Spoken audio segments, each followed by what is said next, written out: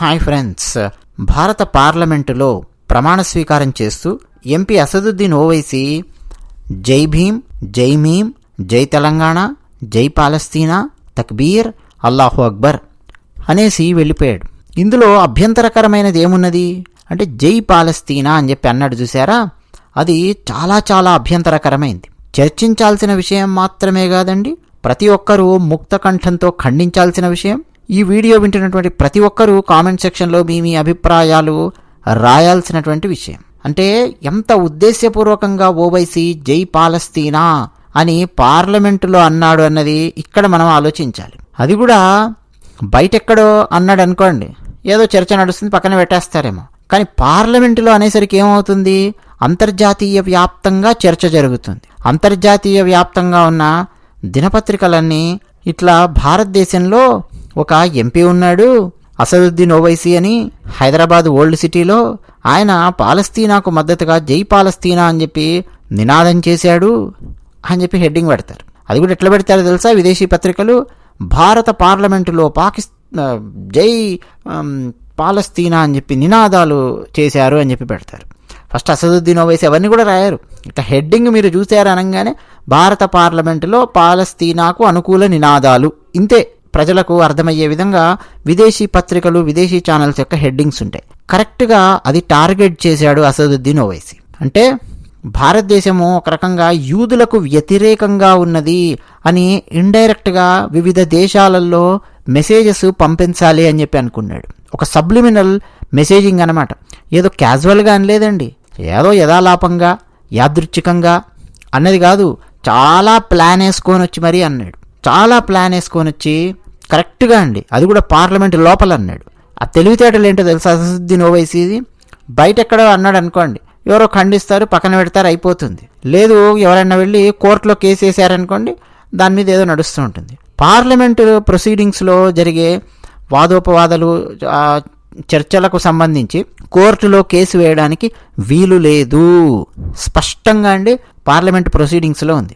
ఎందుకు అని అంటే ఆ హౌస్కి, లోక్సభకు లేదు రాజ్యసభకు అయితేనేమో ఎవరుంటారో మీకు తెలుసు, ఉపరాష్ట్రపతి గారు ఉంటారు. స్పీకర్ చేతుల్లో మొత్తం ఆ సభ ఉంటుంది కాబట్టి నిర్ణయం స్పీకరే తీసుకోవాలి. శిక్ష వెయ్యాలన్నా స్పీకరే వెయ్యాలి, మందలించాలన్నా స్పీకరే మందలించాలి, పదాలు తొలగించాలన్నా స్పీకరే తొలగించాలి, ఎక్స్ప్లెనేషన్ అడిగినా స్పీకరే అడగాలి, రిటర్న్ ఎక్స్ప్లెనేషన్ ఇవ్వు అన్నా స్పీకరే అడగాలి, సారీ చెప్పు సభకు అన్నా స్పీకరే చేయాలి, నేను ఒప్పుకోను నీ ప్రమాణ స్వీకారాన్ని, తిరిగి మళ్ళీ ప్రమాణ స్వీకారం చెయ్యి అని అడిగినా స్పీకరే అడగాలి. సో ఈ మొత్తం పవర్ అంతా స్పీకర్ చేతుల్లో ఉంటుంది. స్పీకర్ ఆ స్థాయి పవర్ ఎగ్జిబిట్ చేయాలంటే డేర్ అండ్ డైనమిక్ స్పీకర్ ఉండాలి. నీలం సంజీవరెడ్డి గారు లాంటి స్పీకర్ ఉండాలి. కాంగ్రెస్ పార్టీలోనే ఉంటూ ఆ కాంగ్రెస్ పార్టీ ప్రధానమంత్రి అయినటువంటి ఇందిరాగాంధీనే బయటికి వెళ్ళిపో అని చెప్పి మాట్లాడిన నీలం సంజీవరెడ్డి గారు లాంటి దడ పుట్టించే స్పీకర్ అయ్యి ఉండాలి. ఆ స్థాయిలో స్పీకర్స్ను మనం చూసి చాలా కాలం అయిపోయింది. పైగా అక్కడ ప్రొటెం స్పీకర్ ఉన్నారు. ముందు ప్రమాణ స్వీకారం చేయించేటప్పుడు ప్రొటెం స్పీకర్ ఉంటారు కదా, ఆ ప్రొటెం స్పీకరు అక్కడ ఉన్నటువంటి ఎంపీలతో గొడవ పెట్టుకోవాలనో, ఏదో యుద్ధం చేయాలనో, ఒక యుద్ధ వాతావరణం సృష్టించుకోవాలనో ఆలోచించాడు. ప్రొటెం స్పీకర్ ఏం చేస్తారు, ఎంతసేపు అయినా కూర్చొని ఈ ప్రమాణ స్వీకారాలన్నీ అయిపోయిన తర్వాత నెక్స్ట్ స్పీకర్ని ఎన్నుకుంటారు కాబట్టి ఆ స్పీకర్ రాగానే ఈయన వెళ్ళి మళ్ళీ, ఈయన ఎంపీ కదండి, ప్రొటెం స్పీకర్గా ఉన్నటువంటి వ్యక్తి కూడా ఎంపీ కాబట్టి వెళ్ళి మళ్ళీ ఆయన ఎంపీ సీట్లో ఆయన కూర్చుంటాడు. ఎందుకు ఈ ఒక రోజు 2 రోజులో 3 రోజులో నడిచేటటువంటి ఈ తతంగానికి పార్లమెంట్లో ఉన్నటువంటి ఆ ఎంపీలతో నేనెందుకు ఏదో పవర్ఫుల్గా వెళ్ళడము, దూసుకెళ్లడం ఎందుకు అన్న కోణంలో ప్రొటెం స్పీకర్స్ జనరల్గా ఉంటారు. అది సైకలాజికల్ ఆస్పెక్ట్. ఈ సైకలాజికల్ ఆస్పెక్ట్ని కరెక్ట్గా అసదుద్దీన్ ఓవైసీ పట్టుకున్నాడు. నన్ను ఎలాగూ కఠినంగా ప్రొటెం స్పీకర్ శిక్షించడు. ఇది పాయింట్ నెంబర్ 1. నేనిప్పుడు జై పాలస్తీన్ అన్నానంటే ఇది మొత్తం అంతర్జాతీయంగా పెద్ద వార్త అవుతుంది. ఇది పాయింట్ నెంబర్ 2. ఇది కాస్త యూదులకు వ్యతిరేకంగా భారతదేశం ఉన్నది అన్నది కూడా మనం చిత్రీకరించవచ్చు. అలాగే ముస్లింలకు పాజిటివ్గా ఉండేటటువంటి పార్టీలు, ఎంపీలు భారతదేశంలో ఉన్నారు అన్న విషయము వివిధ దేశాలలో ఉన్నటువంటి ముస్లింలకు, అలాగే రకరకాల తీవ్రవాద సంస్థలకు కూడా ఒక మెసేజ్ ఇచ్చినట్టుగా, సబ్లిమినల్ మెసేజ్ ఇచ్చినట్టుగా అవుతుంది అని చెప్పి రకరకాలుగా అసదుద్దీన్ ఓవైసీ ఆలోచించినట్టుగా మనకు స్పష్టంగా కనిపిస్తుంది. జై పాలస్తీనా అని చెప్పి నినాదాలు చేశాడు. అసలు జై పాలస్తీనా అని చెప్పి పార్లమెంట్ లోపల నినాదం చేయవలసినటువంటి అవసరం ఎందుకు వచ్చిందండి? ఆలోచించండి.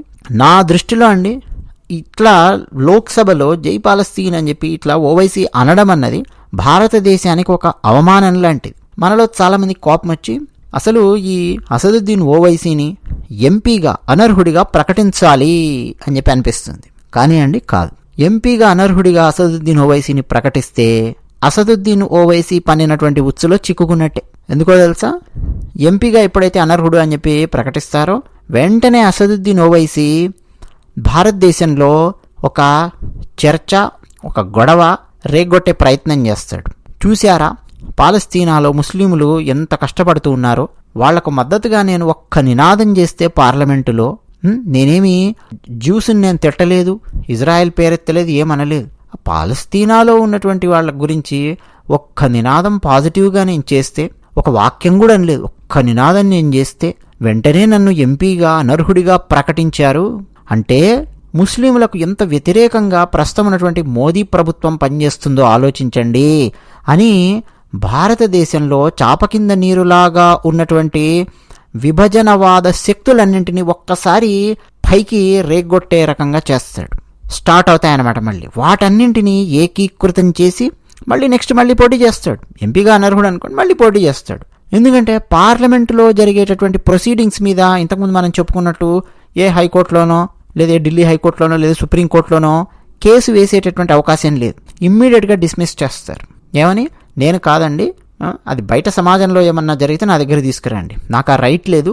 పార్లమెంట్లో జరిగినటువంటి చర్చను హ్యాండిల్ చేయవలసినటువంటిది స్పీకరు, దాంట్లో నేను వేలు పెట్టకూడదు, కోర్టు తల దూర్చకూడదు అని చెప్పి కోర్టు చెప్తుంది. అంతకుముందు అరుంధతి రాయ్ కేసు ఒకటి మనం చూసాం. ఆమె పార్లమెంటు బయట మాట్లాడింది. అంతకుముందు కొంతమంది ఎంపీల మీద కేసులు అవన్నీ అయ్యాయి గత 75 సంవత్సరాల భారత చరిత్రను మనం తీసుకుంటే.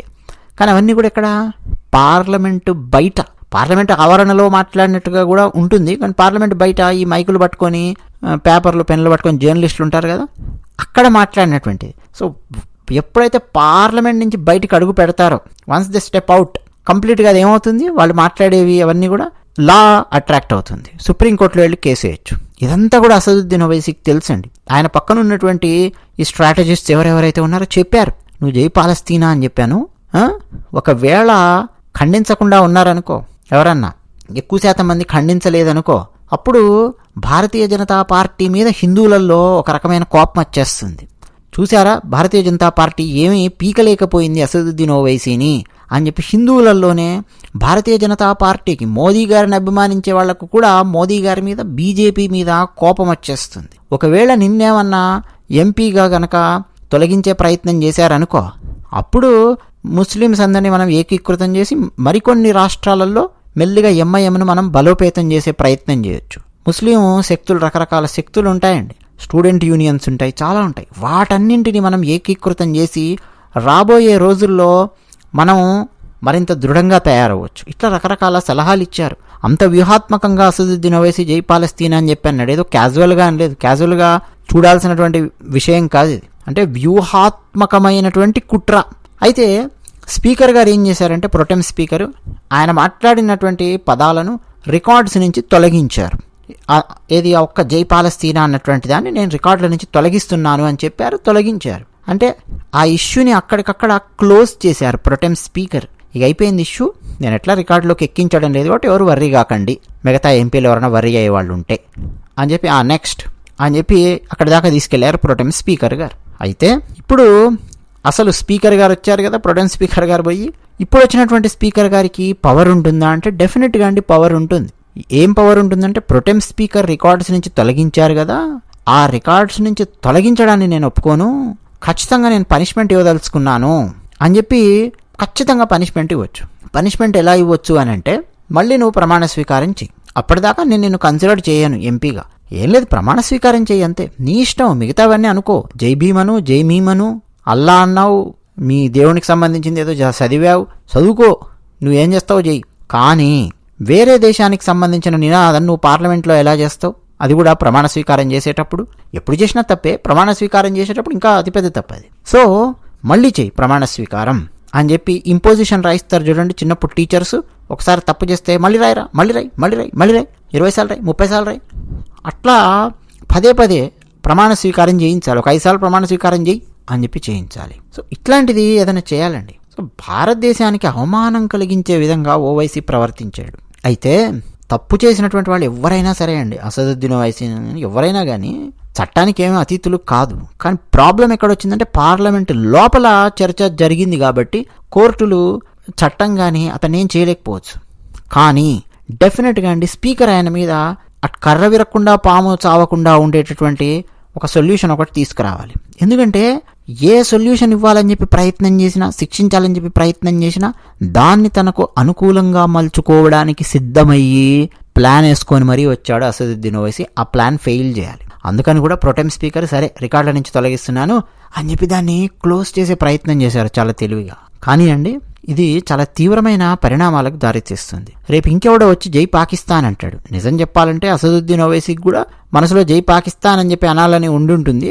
ఆ జై పాకిస్తాన్ బదులు ఆ వాక్యం జై పాలస్తీనా అని వచ్చిందేమో అని చెప్పి కూడా కొంతమంది మిత్రులు చమత్కరిస్తున్నారు. కానీ రేపు ఎవడో అంటాడు.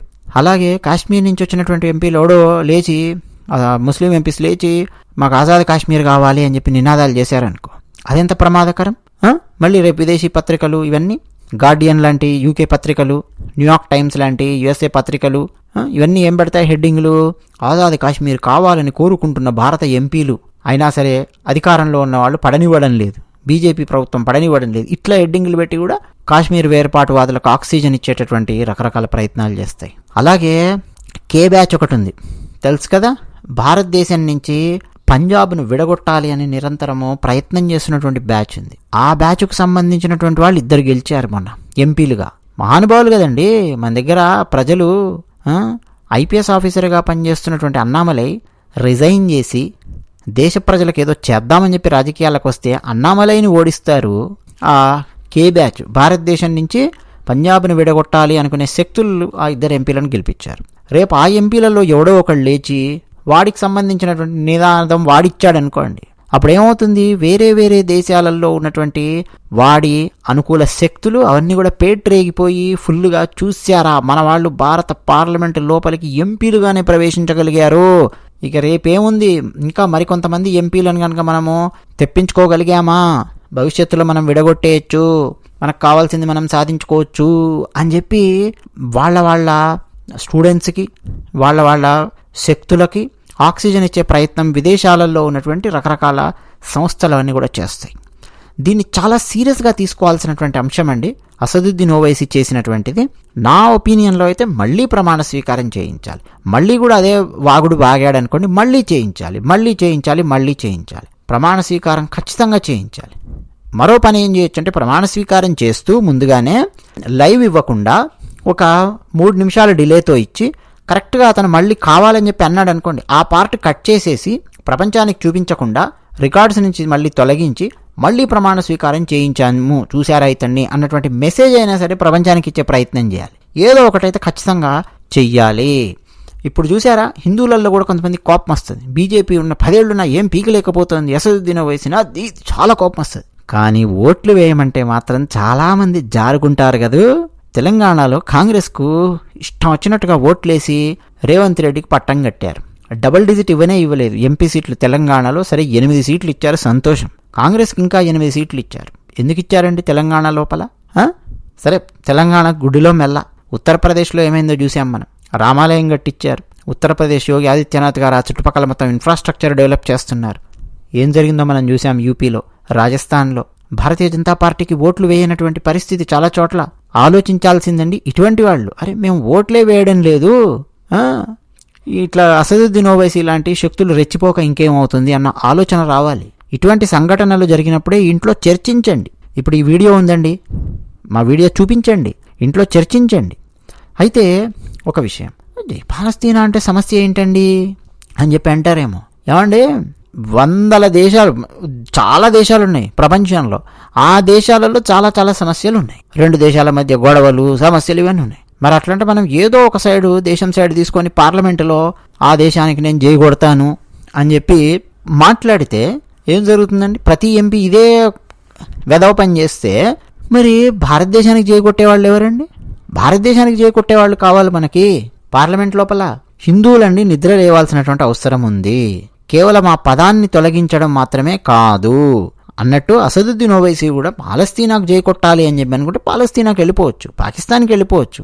తీసుకెళ్లి అసదుద్దీన్ ఓవైసీని ఫ్లైట్ ఎక్కించి పాలస్తీనాలో వదిలేసేస్తే ఈ శాంతి దూత అక్కడికి వెళ్ళి శాంతి స్థాపన చేసే కార్యక్రమం అన్నా చేస్తాడు.